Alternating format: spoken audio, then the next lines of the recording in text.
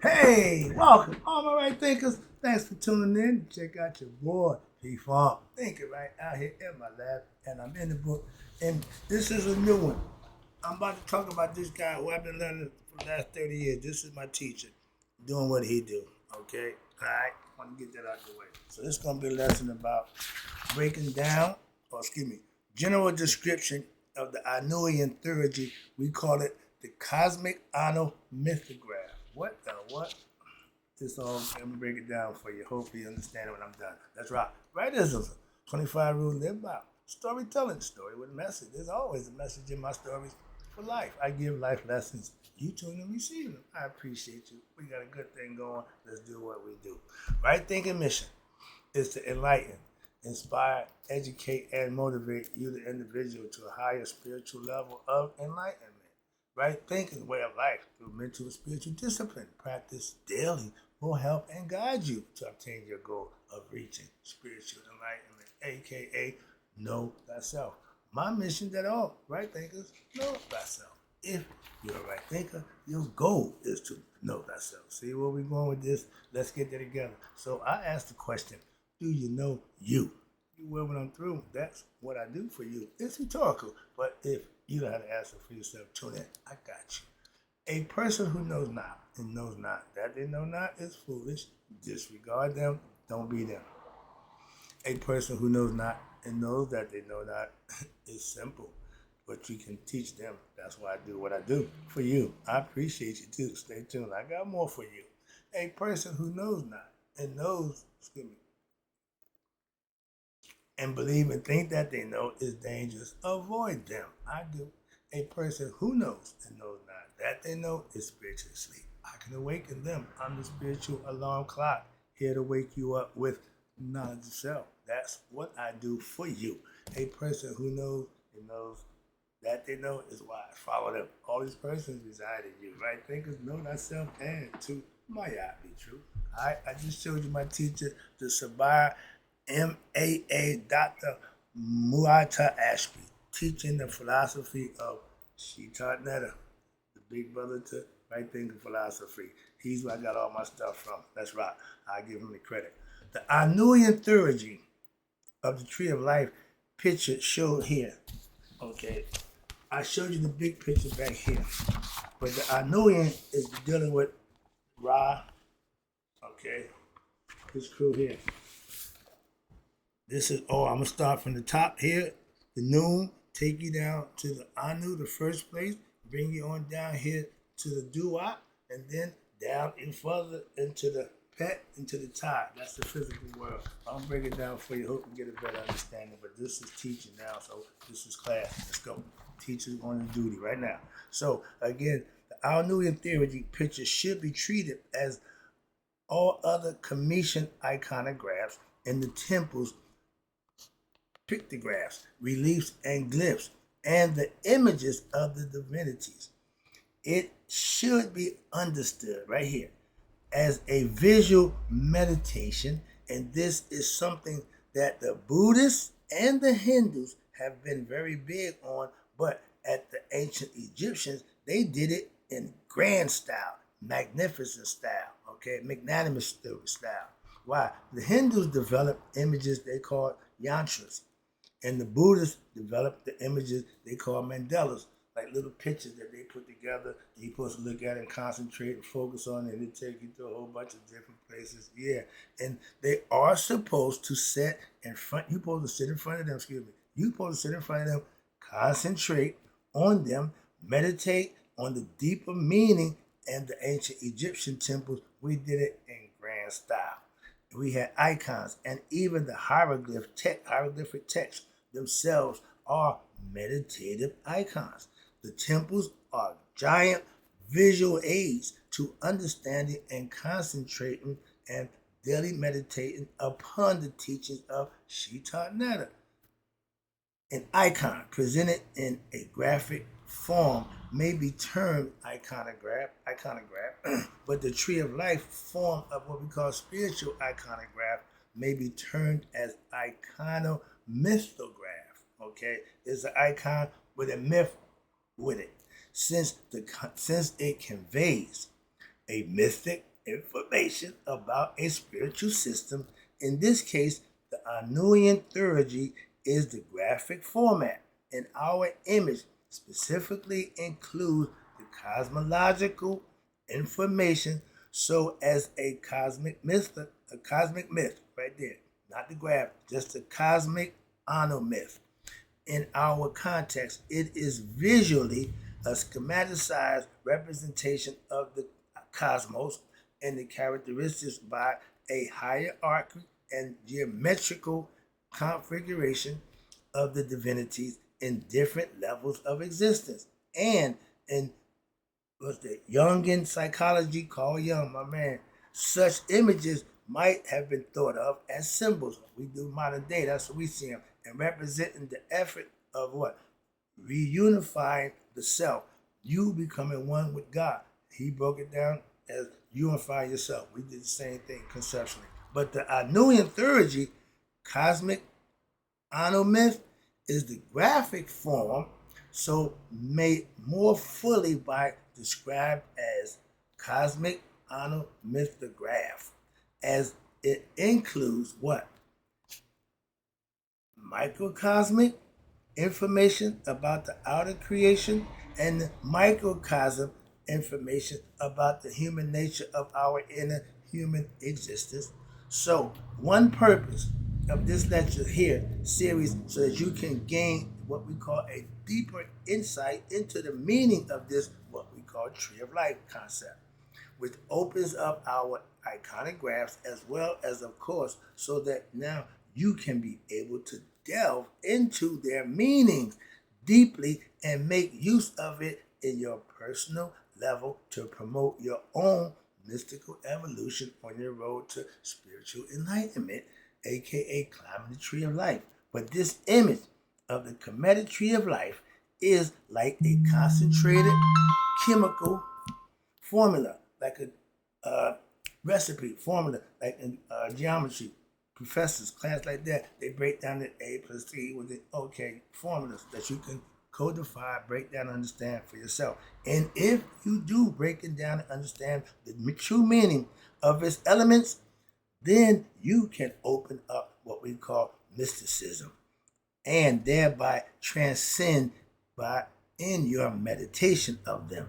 And this is the whole idea behind the yantra and the mandala concept in Hindu and Buddhism, respectfully, is to get your mind open.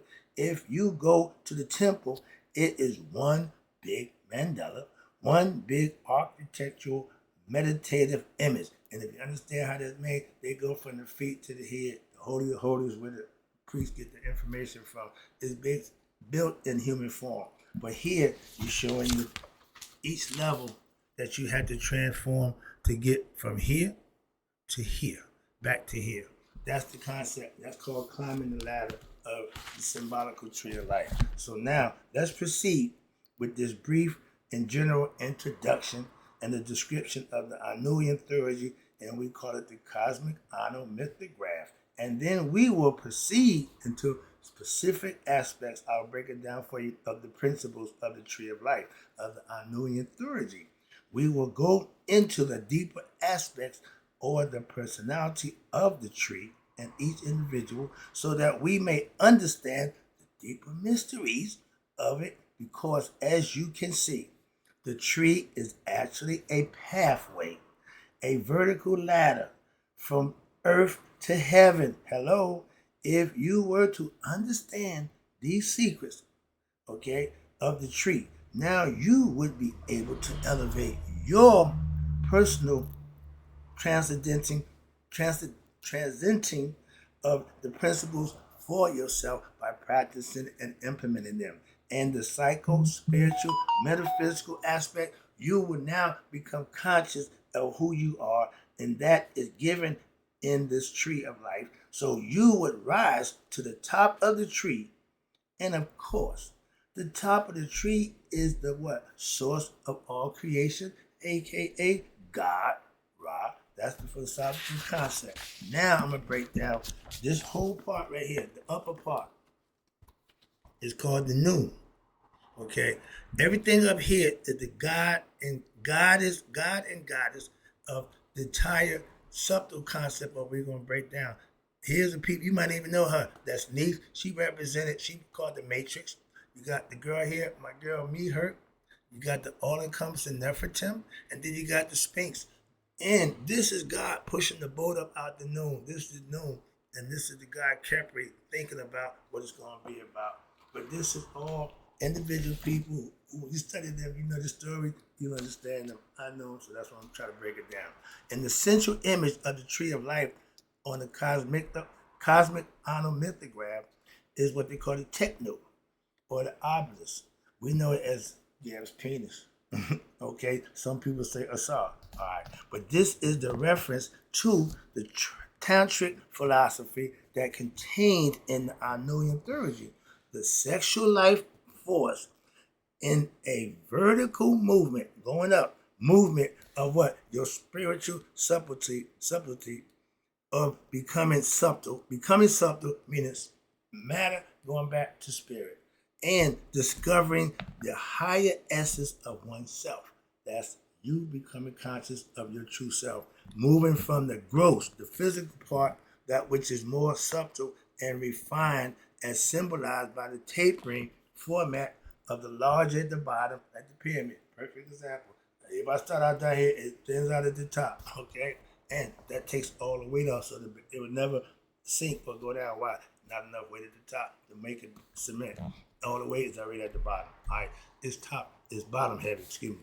All right, but from the gross to which the subtle refined. So the tree of life of the Anunian Theurgy is really your spiritual journey to what? Self-discovery.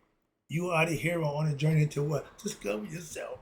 You're born not knowing who you are. Your life goal is to know thyself. So let's try to help you out with that. This is all laid out for that purpose, and everybody practice it. Whereby you, the aspirant, learns to discover and embody these principles represented by the divinities, God and goddesses in the iconographic style. But it is the movement of the increasing focus of you as one moves toward what? The top. The bottom being more spread out, again, more diffused, and at the top being more focused as it reaches the single point at the top of the obelisk, or the pyramidion. But it is a philosophical, meditative discipline that is all mind. That is also to be applied and practiced in your daily life of human activity. You don't think about it, you live up, you be about it. But let us proceed with the description, see if I can make it a little better for you, and break down the images contained in the Anunian Theurgy tree of what we call the Cosmiconomythograph. The Anunian Theurgy Cosmiconomythograph, the top section. The top section, that's what we're doing right now, is up here. You see, I'm going to break them down for you as we go again. Now, the top section, the top is the subtlest of the lower section is the grossest, meaning lighter to the heavier. All right. But the top is what we call the new, or the primeval waters. You hear us say that. We use the ocean as a concept. The waves think they just waves, don't know that they're part of the whole ocean. That's the philosophical concept. So we got the new primeval waters. The primeval waters, which contain with them the essential, innermost divine self, God, the essence, the consciousness. God is conscious and spirit. That's it. But the consciousness that sustains creation and the human personality as well, the new is like the body of the divine itself, full of potential, but chaos going on to this straightened out. So it says here, the Nabercha, in the center of the picture, in the center of the picture, this is what you're going to see right here. Now, this is the boat that Ra came out of the noon of. This is Ra, this is Kepri.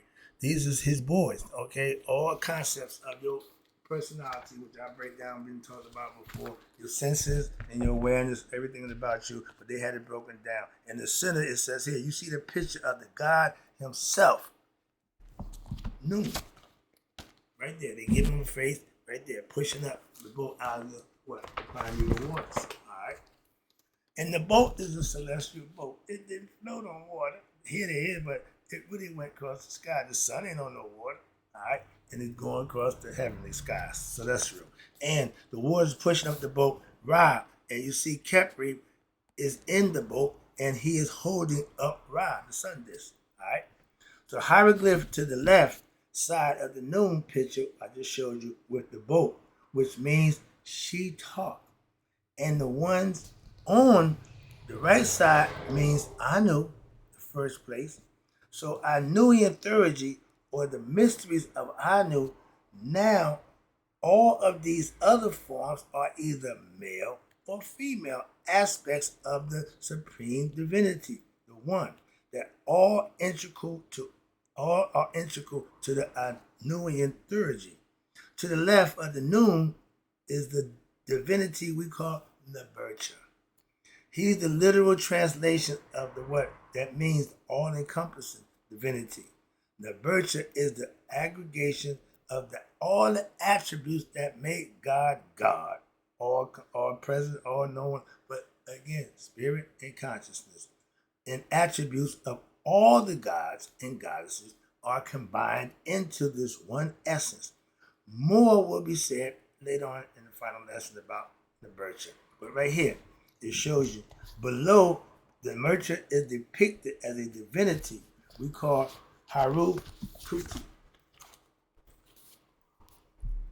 This is the noon, pushing the boat up. We just went through that one. The next one we're going through now is this is the merchant. He, what my man called, suited and booted. He got every aspect of God. He got the penis going there. He got the wings. He got the tail. He got the two plumes. He got the sun disk. He got the staff with the three cons, the wasp, the ankh, and the jet pillar. Okay, he got everything. The hook and the frail, crook and the frail. He got the eight side right here, the ogdode, and all of that contributes to God, the one essence. He contributes all those, hence all-encompassing. All right, and it says here, the literal translation name means all-encompassing, the divinity and the virtue. And below the virtue is depicted in the divinity down here. This is him in all his glory. But then we got him again down here, Haru on the horizon, Haru Rakti. Okay, these are all the different aspects of God that they're breaking down. At the simpler form, the lighter form, we're going to come down a little lower in 1 second. But below I showed you in the virtue, he's depicted as the divinity Haru Arakti, which also called Harakti, which means Haru in the form of the two horizons, meaning that Haru encompasses the opposites too, and encompasses what? Both horizons on the east and west, the dawn and the dusk, the beginning and the end. So Haru is also what? The sun in the form of the great Sphinx. Thus, he is the two in the one, therefore non-dual divinity. One God coming out as two. I was one, I became three. And depending on which, who tell you the story of creation, he sneezed and coughed up shoe and spit out tough new. But the idea, he created elements out of himself, and everything came out of him. Now, this might be a little rough for some people to understand, but this is how you got it. We had a male man. This is the female, okay? 3-in-1 God, okay? That's Mihert, the royal one. She's always around at birth, even at death. She's called Mihert, the mighty full one. She represents sending you where you go, or karma. There is another divinity we call Sekhmet Bas Ra.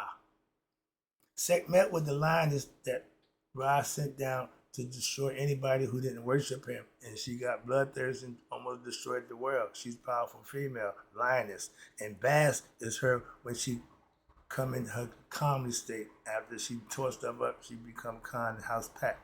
But then you got Ra. She's also got the fire and the power of Ra. So she's a 3-in-1, and that's what they show right here. 3 different stages. Right here. That's her. 3 different heads, okay? But these are all aspects that when you study the individual, learn it and understand it, it makes a lot more sense. So if it ain't making sense to you now, get on the ground, get some homework, do some studying, and get a better understanding. All right, let me know what you need to wrote down a little more. All right, so we got that. What's she at? Ba Ra. Okay, Setmet Ba Ra, which is the same as what Nebercha and the Noon, just from the female aspect. But she is not present on this particular Anunian Theurgy. No need.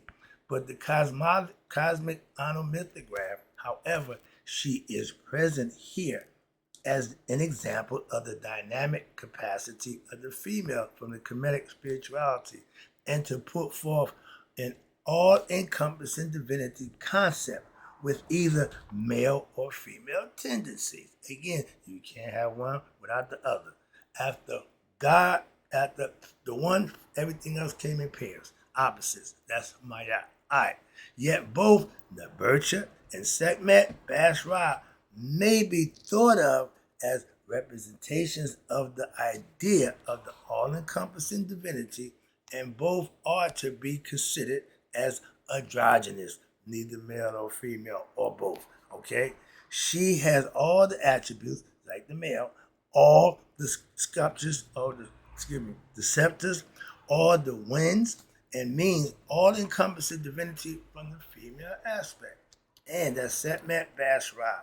On the top to the right, we have the young lady we call Mihert, the mighty four one. Okay? She is the cow goddess aspect of Haru and Aset. The name is composed of the word meat, means full, fullness. In ancient Egypt, the term mish, or ma, M-E-H, means full. Hurt means great. Haru, okay? Hurt is the same thing, great.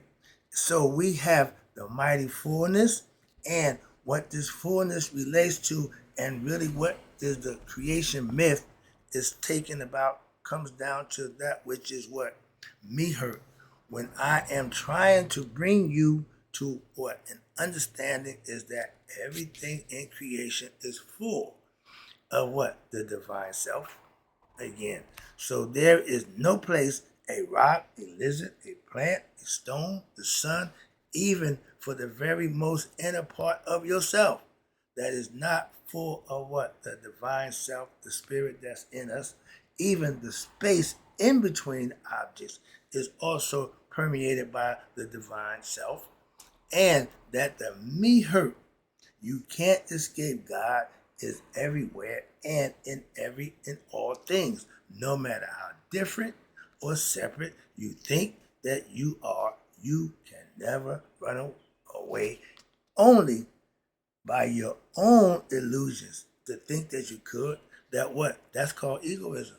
Ego don't believe in God. It don't edge God out. It thinks it's God. So it don't think nobody's higher than it. It don't think nobody's better than it. That's ego. Alright? But at the more deluded, and the more deluded you are, more egotistical you are, meaning higher education you accomplish, how many things you get, your big ego big as outdoors. And the more prone now you are to complexes. They call them entanglements. Why? Because now you feel what? Alone, abandoned, and separate. With that ego, you don't want to share nothing. You ain't trying to be, you want everything for yourself. And now you wonder, who's trying to get my stuff? Now you're paranoid, okay? And now you can delude yourself with all your religious concepts, your complexity, your concepts. But all human beings are actually one in the divine self. Whether they recognize that or not, it's up to them to find that out, but they are. So when that happens, then they'll know for themselves. But regardless of whatever name that they go by or call, and by ignorance only can they feel separate from God. The ego. It killed Asar, which is the spirit. So it thinks now it's all about me. Okay? So you are now what? You are together here. You may think you are all different. White people, black people, Chinese people, Hindus, Muslims. It is all ridiculous for the what? In the ultimate realization of the mystical awareness, the physical body is just the clothing that the spirit wears. It don't have nothing to do with nothing else. But we use that as the front and the means to wait. white privilege, white better than black, this one's better than that one. That's just egoistic society we live in. It's been that way for thousands of years. But we're looking at the bottom to the right-hand corner of the new section of the Anunian Theurgy Cosmiconomythograph, the top section, we have the goddess Nat, or Nut, okay? She's represented with the lady with the shield and bow and arrows, but she also has a spool over her head because she represents the weaving of the universe, which we know that to be Maya. And then their philosophy is Nat, or Net. She said, I the one who gave birth to Ra. And she's also the mother of Sorbat, the crocodile god in Egypt, of the Nile. But Net means loom. Watch this. And she is the weaver, hence the matrix, okay? A lot of people use her as a spider. Some people use the spider concept where she weaved the net, so that's the concept I heard other philosophical people use. But net means matrix, okay? Referring to the matrix upon which all creation is created and sustained. She weaves the clothing, the garment of the new, the physical bodies. In other words, the apparent creation, images, and differentiations, objects separate from each other and appearing to be composed of different constitutions, which constitutes forms of matter, physical, which is the visible creation whose underlying essence is noon, or undifferentiated matter. She is also referred to as Misu Ra. She gives birth to the sun disk Ra, the energetic impetus that gives rise to this matrix we call creation. So again, she a bad girl in her own right. That's the lesson. Hope you enjoyed it. I'll be back with more. We just rolling right along. Stay with me. I got you. And in closing, right thinkers, again, may you all live to be 100, me 100 miles a day. So I know none of my right thinkers now to understand the general description of the Anunian Theurgy Cosmiconomythograph and passed away. I'll be back with the next level. I think we're going to Anu, and then we're going to the Dua. I correct